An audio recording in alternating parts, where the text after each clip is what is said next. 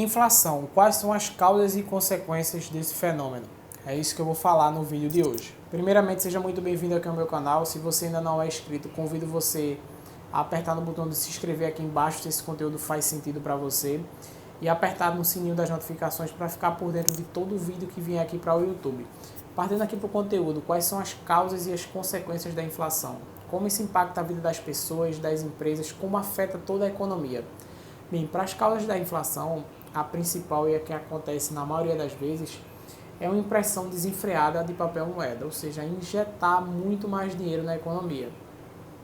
No cenário hipotético, vamos imaginar que a gente tem uma pequena cidade e lá circula apenas R$1 milhão. De repente o governo decide injetar mais dinheiro na economia, imprimir mais dinheiro ou alguma coisa do tipo, e de R$1 milhão circulando aqui naquela pequena cidade, a gente começa a ter R$4 milhões sendo circulando naquela cidade, ou seja, 3 vezes mais.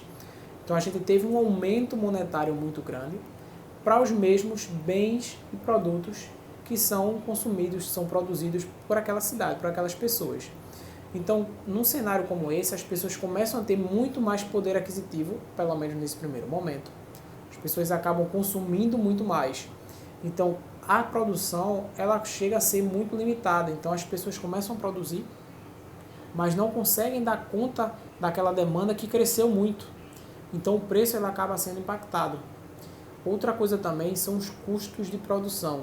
Quando a gente tem um problema como esse que aconteceu em 2020, que ainda continua acontecendo, que vai continuar acontecendo um pouco mais de tempo por conta desse conflito entre Rússia e Ucrânia, que eu vou deixar o link aqui ou aqui falando sobre isso, a gente vai ver a cadeia produtiva sendo afetada mais uma vez, faltando insumos, faltando matéria-prima. Então isso acaba impactando também no preço das coisas, porque antes a gente tinha uma produção de X, agora a gente não tem como ter essa produção porque está faltando os insumos. Então aqueles poucos produtos que estão chegando ao consumidor, eles estão chegando mais caro porque tem muito pouco e também os custos aumentaram.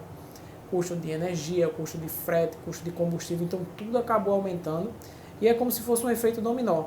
Começa lá na ponta e acaba chegando na parte final, que é o consumidor, que somos nós. Vale lembrar que o Brasil teve episódios de hiperinflação, que é quando a inflação é muito descontrolada. A gente chegou em patamares recordes.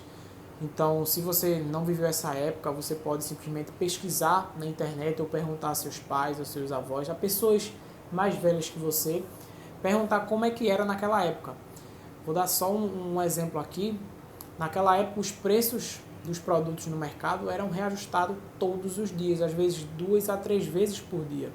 Foi aí então que surgiu o hábito das pessoas de fazer uma feira por mês, porque simplesmente não era certeza, ou melhor, era praticamente certeza que se você deixasse para fazer uma feira semanal ou quinzenal, muito provavelmente no fim do mês você não ia comprar praticamente nada, porque a inflação era tão grande que corroía o poder de compra no mesmo dia.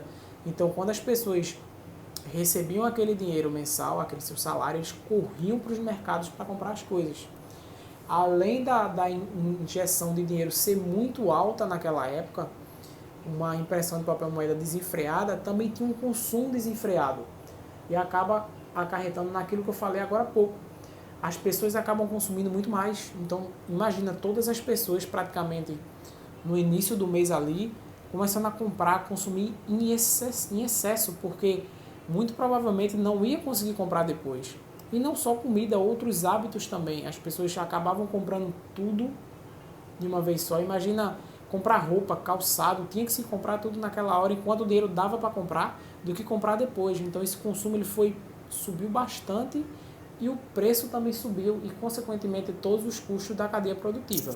Isso também acaba impactando a taxa de juros, que a taxa Selic, a nossa taxa básica de juros, ela existe justamente para isso. Quando a inflação está muito alta, ela começa a subir, vai subindo aos poucos, pelo menos nesse plano real, que foi instituído em fevereiro de 1994, a Selic ela começa a acompanhar e passar da inflação para frear esse consumo. Então vamos imaginar que a inflação está em 5, mas a meta da inflação era de 3.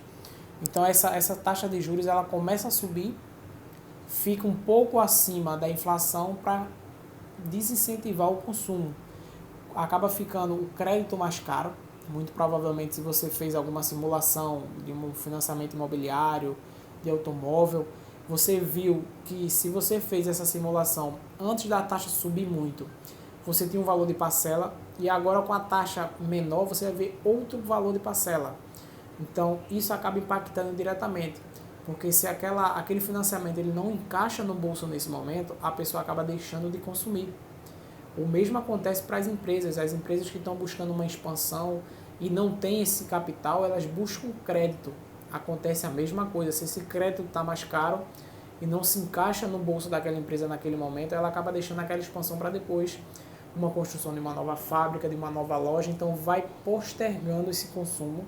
E a tendência é que com o passar dos meses e talvez 1 ou 2 anos, essa inflação ela comece a cair, porque o consumo caiu e, consequentemente, o preço das coisas começam a cair consideravelmente. Um fator bastante interessante que acaba desenfreando essa impressão de papel moeda, injetando bilhões, até trilhões de reais em uma economia, é a questão dos gastos públicos. Se a gente tem um Estado que gasta muito mais do que arrecada, e de repente acontece algum evento não recorrente, digamos assim, uma crise financeira, uma crise de saúde, então esse governo ele não tem dinheiro em caixa, ele não tem condições de bancar todo aquele período que precise de um eventual auxílio ao povo, alguma coisa do tipo. Então ele pega, emite dívida via títulos do Tesouro, ou simplesmente ele imprime mais dinheiro, injeta mais dinheiro na economia.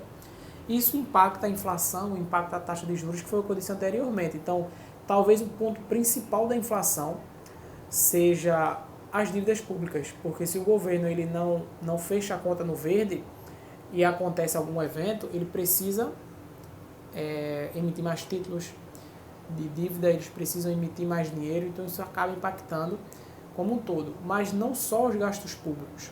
A gente tem aí diversos governos ao redor do mundo, por conta do populismo, para atrair muitos votos, eles acabam prometendo muitas coisas e que acabam não conseguindo fazer com os custos do Estado. Então eles começam a fazer aquilo que eu disse, começam a imprimir mais dinheiro para dar, seja auxílio ou alguma coisa do tipo. Não é uma crítica ao auxílio, mas talvez a forma que ele é feito, porque isso é muito bom a curto prazo, mas a longo prazo a gente vê todo mundo sofrendo, inclusive aquelas pessoas que têm menos capital, têm menos acesso ao dinheiro. Então aquelas pessoas que foram beneficiadas pelo auxílio, no curto prazo é muito bom, mas no longo prazo é ruim também para ela, porque isso não foi um dinheiro que já existia, que era do governo, ele foi criado. É um problema que você tapa aqui, mas ele descobre lá na frente. Então talvez seja um ponto de bastante atenção por conta disso. Aqui no Brasil a gente tem 2 índices que medem a inflação. O primeiro é o IPCA, que é medido pelo próprio IBGE, e o segundo é o IGPM, que é medido pela Fundação Getúlio Vargas. O IGPM ele é mais conhecido como o reajuste dos aluguéis, porque grande parte dos aluguéis, tanto residenciais de corporativos, são atrelados ao IGPM. E o IGPM ele costuma ser maior do que o IPCA, porque ele abrange muito mais coisa, na minha opinião.